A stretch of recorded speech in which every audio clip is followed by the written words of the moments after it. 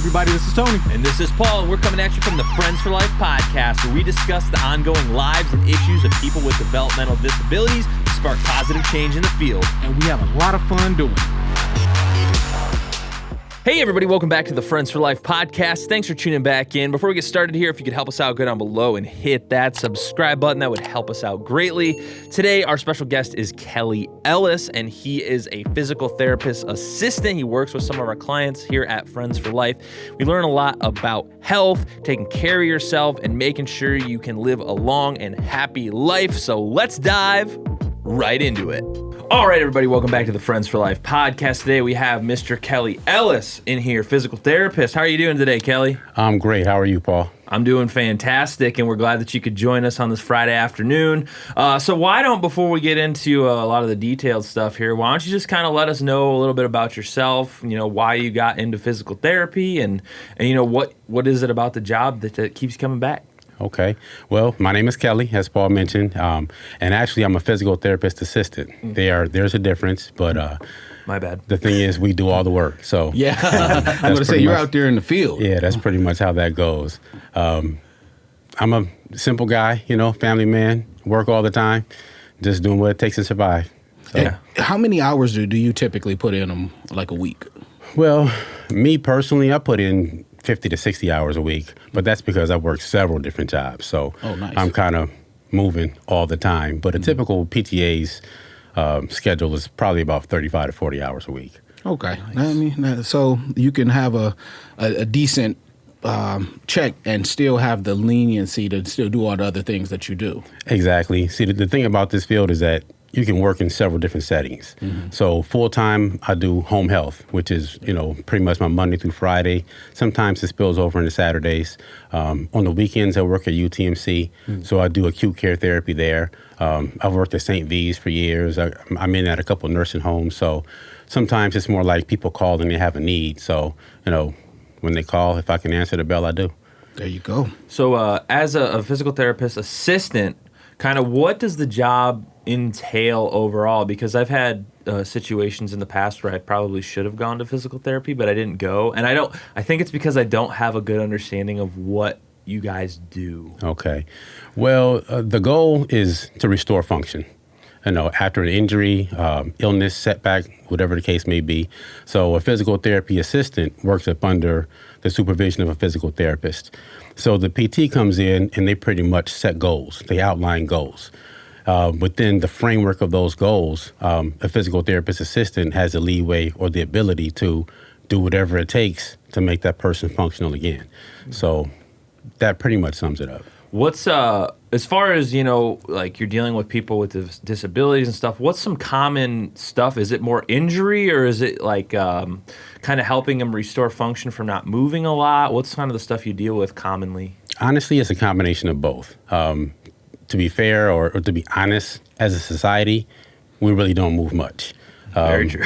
There's a reason why people say we were in the best shape of our lives when we were 16, 17, 18 years old. Mm-hmm. Pretty much we played. Mm-hmm. We woke up at least back in our day, my mom was like, go outside. You couldn't come back in the house. So, we grow up, we get a job, we sit for 30, 40 years, and whether it's deconditioning or some type of a disability, we pretty much lose the strength and the mobility we had when we were young. Yeah, that makes me think about the movie WALL-E.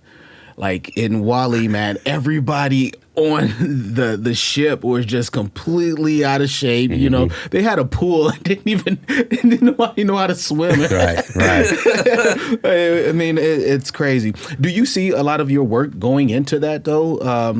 Are you seeing younger and younger people being affected? This is true. Right now, I have a young man, 41-year-old, stroke. Wow. I have a young lady in her mid-30s, stroke.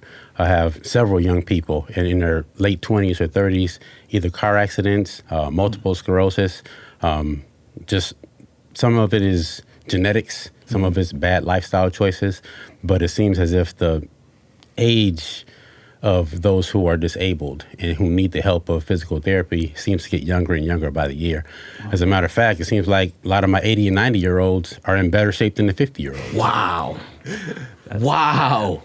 that is startling to know. I know as of being 36 right now, and Paul, he's in his early 30s. You know, it was around 30 that I told myself, like, yeah, I need to take care of my body a whole lot more. And I think we all used the excuse for COVID for a little bit. At least I know I did. I held on to it. I got this extra weight because of COVID. Right. But, I mean, I'm sure there's simple things that people can do. What do you suggest that people do to not, I mean, I guess not so much ever get there, but to prevent it from being so bad? Honestly, move. It's really simple. It's not rocket science. You have to move. It could be as simple as waking up in the morning, taking a walk. You know, I tell, or I suggest to many of my older patients who pretty much just sit in the same chair all day long, I say, look, every commercial break, stand up at the walker. Take a walk around the house, sit back down. If you do that consistently all day long, you might work in 30 to 45 minutes of activity. So the simplest answer for that is you just have to move more. There you go. And people out here, I think, tell your kids to do all the laundry and all of that stuff if they're not moving, because everybody knows tablets are the go-to. That is true. That is true. That's it's funny you mentioned that, because I feel like the same thing happened to me. I started getting into my late 20s, early 30s, and that's when you really start to like get into a career. And I would say for the majority of Americans, we sit at a desk. I mean, before I came here to work with Tony, I was working the whole cubicle rat race deal. And I mean, from the time I woke up to the time that I ended my work day, just sat. There's no physical activity. You like walk and get coffee. And I had to make that decision myself too, because I don't know if this is true or not. Maybe you can kind of elaborate for us.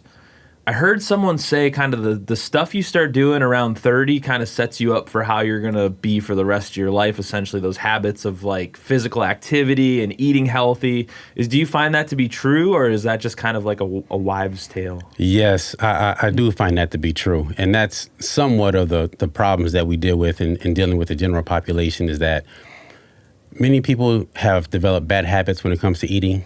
They develop bad habits when it comes to exercise. So I'm dealing with people in their 30s, 40s, 50s, 60s who simply don't know how to eat well. They simply don't know how to exercise. When you're 30 years old and have to be taught what a bicep curl is, to me, that's really sad. Yes. That's really sad. I run into some people who've never done a squat. So it is true. You know, the lifestyle that we live in our 20s, the habits that we build, they last as we get older. Yeah, and I've seen... there's like this weird dichotomy between like what you see on television and how everybody in the population lives. I've kind of seen. I wonder if people just kind of get discouraged because they're seeing these dudes that are like obviously on steroids with six packs and just look like I'm not going to say names, but we all know these celebrities, and you're looking at these guys. And as someone who literally works out 5-6 days a week, that is even unattainable for the average person. I mean, you go hard. And so, you know, I wonder if that has a lot to do with it. But I feel like so much, and I feel like people are scared to take that leap because the start of exercise and physical therapy and getting active is very difficult. Those first couple months when you've never done it before, you might as well just be waterboarded and tortured. Some people, the first couple of days to do it. I mean, everyone can't handle the DOMS, you know, the pain after, or that, lactic acid buildup and stuff. And I mean, that can take you out if you're not extremely motivated, which goes back to our last podcast. We were talking about motivation. And in order for someone to stay motivated for something like that, you have to have an end game. You know, you have your end game should always be your pregame. Right. Is what I always think about stuff. So for like people with disabilities specifically, what kind of exercises or stuff like that do you usually have them do in physical therapy if they're injured or they're trying to get muscle regrowth or moving muscles or something? What kind of some simple exercises that you would recommend? Simple exercises I would recommend, like I mentioned before, walking. You know, if the person is able to get up and walk. If a person is bedbound, or if a person is stuck in a chair, or perhaps if they're even unsafe to move, simple seated marches are fine. Long arc quads, which is just straightening out your leg. the act of kicking a ball, anything that you're doing where you're moving, you're improving your circulation and you're just gently strengthening your muscles so that when you do weight bear and walk and move around, you're able to handle it a lot better. That's interesting because, I see a lot of people wearing the Fitbits and the watches and all this stuff. Do you think that helps motivate people to move a little bit more? Because mine annoys the living crap out of me. It's always buzzing. Take a step. Like, I just walked 3 miles. Stand up and stretch. Right. That's a good question. Yes and no. To a degree, I feel like fitness has become a style. The same way maybe in the 80s and 90s, or even today, gangster is sort of a style. So you see young men sagging their pants and wearing rags that aren't in gangs. It's something they do to look cool. So to a degree, I feel like the leggings and, sweatpants and Nike and, the whole casual sweatpant look is something that people do because it fits their style choices. What's the phrase? If you look it, you will lose it. Not all the time. I don't think so. Not all the time. I see a lot of treadmills that are used for hanging clothes. So not necessarily. Guilty. Right. I can take a picture right now.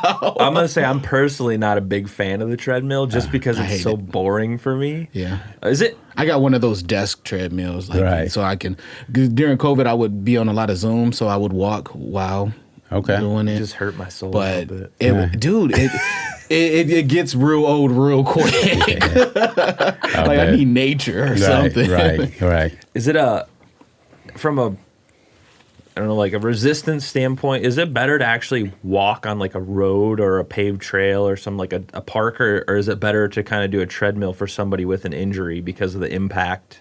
Well, it depends on the extent of the injury. If the person is able to, I'm always in favor of walking outside. As you said, nature just kind of brings something to us. Even if it's cold outside, sometimes you just need a little bit of fresh air. But not only that, the road is not flat.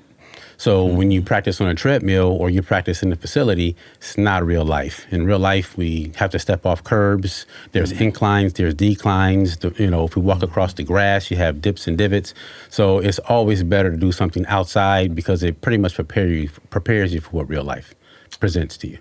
Yeah, I agree with that. Yeah, in my uninformed opinion, I 100% agree. I mean, it makes sense. It's like the same way I think schools should be more adapted towards real life. Like, teach kids how to do their taxes. I agree. So they can be prepared. But that's another story. So as a physical therapist assistant, what does that track look like for you through schooling? Say we have people, maybe we have DSPs working with us right now who want to take that route. I know my wife originally wanted to go to school for a physical therapist, but I believe that's a doctorate, isn't it? To get the full degree. So what does the path look like to maybe how you got to where you're at? Well, PTA is a 2-year degree. It took me about 3.5 years to finish it. I got my degree out at Owens. They're talking about making it a bachelor's degree. I hope they don't. I kind of think the school thing, to a degree, is a little bit overkill, what they ask for you to go through in order to get the requirements to work. But it's a 2-year degree. You're going to have to learn your anatomy, your physiology. And honestly, for me anyways, once you get your anatomy and your kinesiology down, everything else just kind of falls in place. The body just sort of makes sense. Yeah. It's like what they say with music. You learn music theory just so you can forget it. Right. Just is it probably the same thing with you? It just becomes natural. And correct. So if someone is like, say, let's take this route. This is a little different from what we were talking about. What's like the most insane injury you've had to deal with? Because I've seen some nasty ones over the years just watching and reading books and ugh. Man, I've been around for a while, man. So I worked at St. V's full-time for quite a few years. It's a level 1 trauma center. So what I loved about it is you see a little bit of everything. I mean, I remember my first year, I had a young man who was probably a semester away from graduating from the University of Toledo. Went to a pool party, got drunk, jumped in head first, broke his neck. Complete injury. So now the young man can't even hold himself up sitting at the edge of a bed. All kinds of things, man. I mean, the list goes on. I had a young man jump up the back of his boat, got caught up in the propellers. That was an injury. I mean, I have a young lady now who she has something called teratomas. They're pretty much tumors that live inside of a person, and they develop eyes, teeth, brain cells. So what happens is the enzymes that come out of these living tumors affect the brain and pretty much shut down her cognition. So she was like 17 years old when these things started to happen. When I first met her, she was on a ventilator, feeding tube. Now she's off the ventilator and feeding tube. As the levels of the enzymes go down in her system, her cognition slowly returns. So she's able to communicate some, but she's still far from the young lady she used to be. So, I mean, I can go on and on, man. I've never heard of that. That is wild. That was the first time I'd heard of it too. It was like another person growing inside you, essentially? Yeah. Is it grow in your brain? I've seen like documentaries about this, and Yeah, it can rare. be anywhere in the body. Like I've seen it happen through the documentary that I watched where they cut it open, and it was trippy. Like you could see something that was I think it was some hair in there as well. Yeah. Like, dude, It's rare. But how it like just starts growing inside of you at Starts random? growing in it, yeah. Just like a gene switch on at random? Yeah. And, And during pregnancy, the uterus protects, the baby from the female so that it doesn't attack it. But in these situations, it's not in the uterus.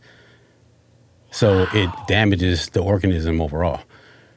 That is the wildest thing I think I've ever heard in my life. I'm not even joking. That just blew my mind. Yeah. Like, I'm not acting. This is wild. I had to go do some reading on that one too. The mom was explaining it to me, and I'm like, okay, when I come back, I'll know more about this. I don't like that. I don't even want to think. That stuff freaks me out, man. I don't want to think about that because that could happen to any one of us at any moment. It could. Well, I'm a super hypochondriac, I guess, sometimes. I'm not diagnosing myself, but I can overly think some stuff. Overthink Like, things, yeah. Was it you that has the fear of the boat propellers?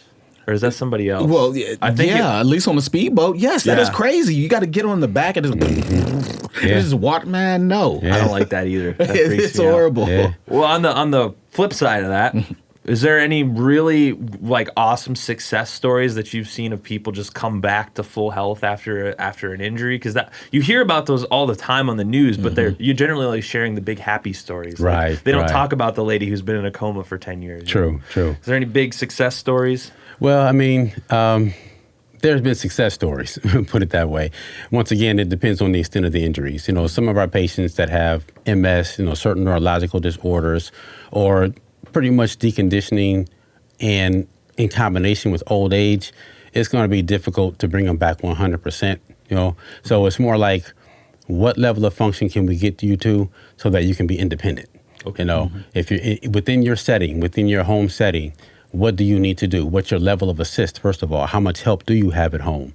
And with that, can you get up, go to the bathroom? Can you change your clothes? Can you take a shower in the morning? So lots of success stories, especially when it comes to patients that have total hips and total knees. Those are kind of like a dime a dozen. We get them, you rehab them, they go back on with their life. The others, with long-term conditions, the goal is more to make them functional. Okay. I wanted to ask you, Kelly, because you sound like you know your stuff, and the reason that I don't want to say the only reason, but a big reason that you're on here today is because some of my people have worked with you, and they are very, very impressed by your demeanor, your skill set, everything that you're doing. Give us a little background on where are you from? Like, do you have a special kind of story? Like, I'm always curious on, like, how do people get from, because if you look 20 years ago, I am not me. This is not what is presented in front of you. Right. So, give us a little history. 20, 25 years ago, where were you? Boy, raised by two parents, mom and dad, two wonderful people. I have to give all credit to them, to be perfectly honest. I had an excellent upbringing by two parents who were very religious, pretty strict household. So I grew up, yes, ma'am, no, sir. Good, nice. Do what I told you now and shut your mouth, that type of thing. So I think that my parents teaching me how to be respectful of older people, teaching me responsibility at a young age, hard work ethic, that kind of plays a lot into the person that I am today. My mom was always active. So I remember, I always tell people, right now, fitness and eating clean, eating healthy, it's a trend. Yeah. But in the 70s and 80s, my mom was that fitness, eating clean person, independent or outside of the trend. This was when it wasn't even popular. So I can remember, in our home when the Crisco left the cabinet and it was replaced with olive oil and vegetable oil. I can remember when there were no longer canned vegetables and they were either fresh or they were frozen. Yeah. I remember she no longer fried foods and everything was baked or broiled. So all these changes, like eating clean, was something that I kind of grew up with as a kid. Nice. And along with the fitness component, get outside, let's run, let's play, let's go to the park. You're not going to sit in the house all day long. So all of that just kind of plays a huge role into who I am today. And, I'm thankful to them forever. Hey, that's beautiful. I mean, that's good to have. Shout outs to your parents, man. I think the parent rule book of the old days is what needs to come back now. I agree. My mom was if I can add one thing, my mom was a teacher. She retired from TPS, and I can remember I used to hate that she was off during the summers because my friends was having parties and having girls over and they was doing all kind of stuff. My mom was like, wake up, clean your room up. But now I look back and it's invaluable, the fact that she was home and she was able to have such a powerful role. As a teacher, she was always an educator. So I was reading books, instead of playing video games. And we were, doing puzzles and doing math homework all summer long. So it really does stress the role that parents have. I think a lot of parents nowadays, they want to send kids to school and say that's their job.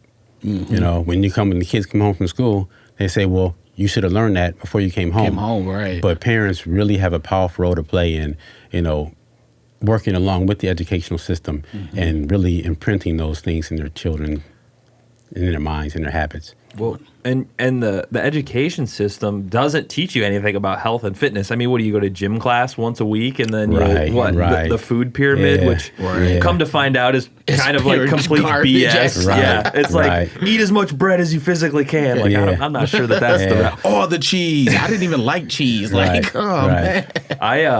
Have you found that as you kind of progress down a healthier lifestyle, or you send people down to make these choices that are healthier for their body?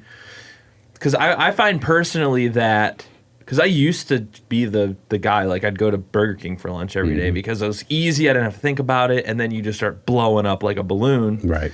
And, now I'm to the point where like my wife and I will go, hey, you want to go out for dinner? And I'm kind of like, not really, no. Everything sounds like crap. Yeah. I just don't want to eat it. And Tony and I even when you're talking lunch, healthy food choices are few and far between, but we're doing like Core Life or Chipotle, which are healthier options than going up to the local burger joint and eating like a 5-pound. Do you find that a lot of people that you send down that path are able to commit to that? Like, not only physical therapists, but like, hey, you need to make these changes to be healthier in your life. I mean, so you don't have to keep coming to me. You lose weight, you're not going to have to worry about your knee blowing out. Right, so, right. Do you think it's hard for people to stick is what I'm asking, basically? Yeah. Extremely hard.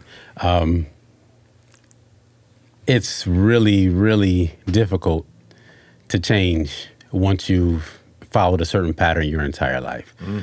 So for many people, like, for example, I have a patient now who just drinks orange soda. A wonderful, wonderful flavor. But so when I suggest water, she simply says, I don't like water. Wow. I can't do that. Some people just don't like water. So a simple change of adding more water into your diet is something that people are resistant to because they don't like the taste. Yep. So it's really difficult to get people to change, but, we constantly not preach, but teach good habits and hopefully they can make some adjustments. Yeah, it is. I think food is the hardest thing to change because once you get into a cycle of exercise, it's not that hard. I mean, it becomes fun. Like you go to the gym and it's like, it's fun. You have people there. It becomes this social thing and it's not that hard. Like, it's not that hard to go into the gym for 45 minutes and lift weights. Like it's no chore. But to go eat, that's the hard part a lot of the time. And I think a part of it too is people today, they don't know how to cook. No. I think that is a part of the issue as well. Yeah. Simple, how to make rice, how to stir fry a chicken breast are things that are lost. It's almost like the art of cooking within a home is something that's gone now. Foreign, yeah. So when you say to someone, I made this, they look at you like, I don't have time for that. You have to buy those spices. You have to buy those utensils. So they just want to go buy it. Mm-hmm. But then on the flip side, all the healthier options for the most part are a lot more expensive than the unhealthy options. So now they're caught in the bind between, do I spend this extra money because I have to feed my entire family, or do I save costs and just get us full in the moment? Mm-hmm. So I think one thing that would really do a lot for improving people's health and food choices is simply learning how to cook. Yes. Simple recipes. It's not that difficult. Like you said, going to the gym 45 minutes a day is not difficult. Cooking a simple meal isn't either. Mm-hmm. It's just a matter of changing your mindset. And we all have access to YouTube University. It'll teach you how to make anything. This is true. I'm a chef in my mind. Yeah, look, I'm right there with you, bro. Do you ever catch yourself on a personal level? You ever go out to eat and you're like, man, I can make this at home so much better? All the time. Every day. All the time. Yeah. And I enjoy cooking. Sometimes it's something that I do to relax. So sometimes it's difficult when you go someplace and the food doesn't impress you. Yeah. It's a little frustrating because I paid for this. I want you to give me something that I can't do on my own. Yep. And it's so funny. I'm like basically on the same thought plane as you at this. It's like when you learn the basics of cooking, it's all the same. It's all the same. If you came to me right now and said I want chicken parmesan, I could probably make it from scratch. I have no idea, but I bet it's breadcrumbs and cheese. And Basically, it's spaghetti. You learn how to cook chicken, it's all the same. You learn how to cook beef, it's all the same. Yeah. So it's different skill sets. I mean, if you have a filet mignon versus a different cut, it's just how you prepare it. Yeah. Yeah, and I think that's very important. I mean, really, that's the basis of health. The food you're eating goes into your body, and that's what's keeping your body alive. This is true. So if you Wasn't it the 80? I mean, it's basically like 80-20, even with that. 80% of the work is what you're ingesting. Mm-hmm. Do you ever work with like athletes or anything that have a completely different mindset who are in this like, they want to get better so they can perform better, and then is it easier to work with someone like that who's already in that mindset of like, I'm trying to be the best I can be? Yeah. In the settings that I work in, not very often. Okay. Because I do more acute care, which is in the hospitals and in home health. And home health is pretty much acute care just in patients' homes. Mm-hmm. So the best I've had at times were individuals who were active, just like I'm active, and they want to get back to an active lifestyle. So then I have an opportunity to push a little bit. And it's even I even notice a difference between people who have worked out or been athletes in the past. Even if they're older now, it seems like they have that push. They know that, okay, I'm here right now, but in order to get there, I have to go through this, but they've done it before. Mm-hmm. Because in their minds, they've already got the blueprint written. So it's more like tapping into that energy that they already have within them and then getting the best out of them with that. That absolutely makes sense. So I think this brings us to one of our favorite parts of the show, Tony, if you would like to introduce. Rapid fire. Rapid fire. Okay. Rapid fire. What we do is we ask you 3 questions. They're set in a, what would you rather do? Okay. Scenario. The point of it is to answer quick. We have had people take rapid fire into the next show, but it's always fun because sometimes I go on a tangent as well. That's weird. So, all right. So are you ready? Hey, as ready as I'm going to be. All right. Would you rather have to gain 50 pounds or have to lose 50 pounds? Have to gain 50 pounds. You think you can eat that much? I think it would be tough. Would you rather watch the 49ers win a Super Bowl from a hut in South America or watch them lose from the sidelines? Lose from the sideline. Ain't mad at it. Definitely. Would you rather chew a ghost pepper for 30 seconds or sniff some crushed jalapeno seeds? I'll take the ghost pepper. Yeah. I'm not sniffing anything. Ooh, that would hurt so bad. So bad. I'm Like, anything. tears. And thank you. Thank you. No snorting, people. No sniffing. Are you a fan of hot food? Moderately hot. Not extremely hot. We did a hot wing challenge yesterday. Okay. With one of the clients here, and Yes. That sounds fun for you guys. it was fun. Yeah. It was. You guys are gonna have to watch it. It's a Halloween special that we're gonna have. Okay, It's okay. gonna be. It's Yeah. gonna be pretty cool. My favorite thing is the client Joe. He did not flinch. Tony and I were sweating, and he's like, whatever. Looked Yeah. right at us. I mean, I think he cheated. He had to have cheated. He picked the hottest hot sauces Yeah. that we had. Yeah. And I was like, There's a thing about that. Some people have less taste buds. ooh, I didn't know that. Genetically, they have less taste buds. So they need the heat, more heat, in order to stimulate the taste of everything else. So if you have more taste buds, it's going to be hard to get that hot sauce makes down. so much sense. He cheated when it's Gino. Exactly. That's not fair. That's why I have those friends. I that say can that just about eat LeBron ghost James all the peppers. time. Yeah, You know? It's not fair. You're so tall and Exactly. athletic and Right. huge. I'm just an average loser over here, just like a bum.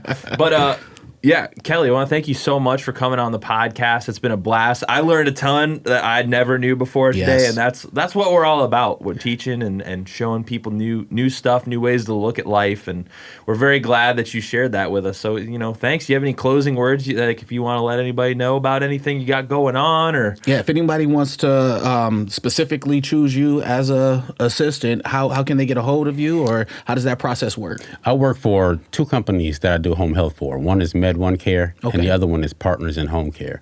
So the way the process works, if they are at a hospital or at a nursing home and they are in the process of being discharged home, the social worker will coordinate with them which home health company they choose. Okay. So at that point, when you choose Med One Care or Partners in Home Care, when the physical therapist comes out to evaluate you, you can request me as your therapist. There you go. So people, if you are with either one of those companies from the social worker, please pick this gentleman. But look, I'm hopping into the closing statements and everything. So Kelly, again, is there anything else you want to tell the people before we go? Oh, man, I just appreciate the opportunity. Nice to meet you both. And hey, everybody, eat better and exercise.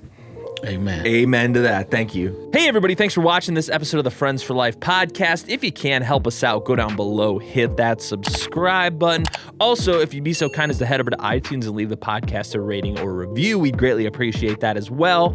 And we want to thank Kelly for coming on and sharing all of his awesome advice and stories and information. I learned a lot. There's some really weird stuff in there about like weird things growing inside your body and stuff. Freaked me out. But it was a really great episode. And as always, thank you for watching. We'll see you next week.